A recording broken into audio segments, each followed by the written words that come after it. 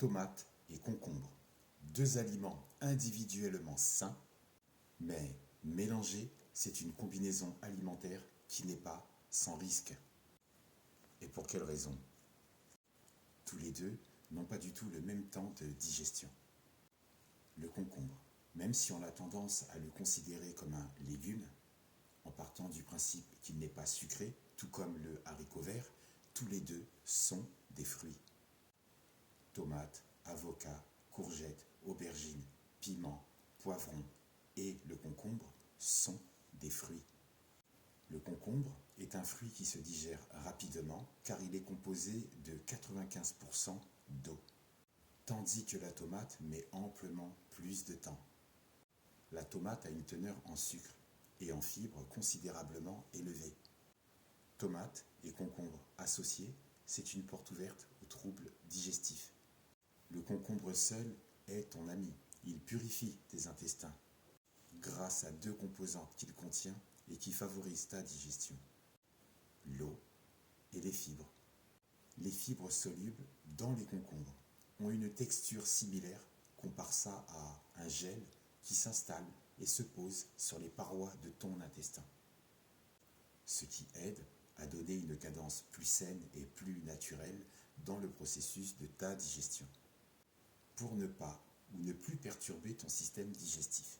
Les aliments qui ne doivent surtout pas être mélangés sont les bananes et le lait, comme dans les frappés aux fruits, le thé et le lait, le pain et le fromage, la pizza et les boissons sucrées, telles que les jus, les sodas et les boissons énergisantes, les pommes de terre et la viande, qu'elles soient blanches ou rouges, le concombre et le radis. Concombre et radis. Et pourquoi? Au premier abord, ça peut sembler être une bonne idée, mais tous les deux associés peuvent déclencher une indigestion, puis entraîner un inconfort à cause de la présence d'ascorbate dans le concombre, qui lui absorbe toute la vitamine C. Tomates et concombre, ainsi que toutes les mauvaises combinaisons alimentaires que j'ai citées précédemment, peuvent entraîner des ballonnements, puis déclencher des formations d'acides. Au cours d'un repas, la consommation de féculents, comme le pain, les pâtes, les pommes de terre, associés à de la viande et du fromage, ces aliments vont fermenter dans ton intestin. Ça va se répercuter désavantageusement sur les bactéries de ton intestin et entraîner des états pathologiques. On parle de l'intestin, d'accord, mais est-ce que des aliments peuvent fermenter aussi dans l'estomac? Les aliments très riches en glucides, comme le pain, les chocs à pic, le miel pops au petit déjeuner, et y compris les biscuits Belvita et même gerblé, sont très riches en sucre. Ils produisent beaucoup de gaz et fermentent dans ton estomac.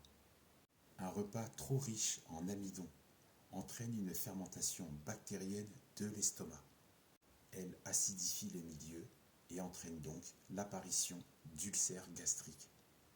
Maintenant, si je te parle de l'amidon du pain, les pseudo-céréales industrielles ou les farines dérivées, etc., c'est pour que tu saches que plus la quantité d'amidon ingérée par repas augmente, plus la quantité d'amidon non digéré dans le gros intestin va augmenter. Des complications apparaissent chez les personnes atteintes de maladies inflammatoires chroniques de l'intestin, comme la fibrose, la maladie de Crohn, la rectocolite hémorragique. La fermentation dans l'estomac, ça crée, ça produit de l'alcool, mais ton organisme n'est pas programmé pour le traiter.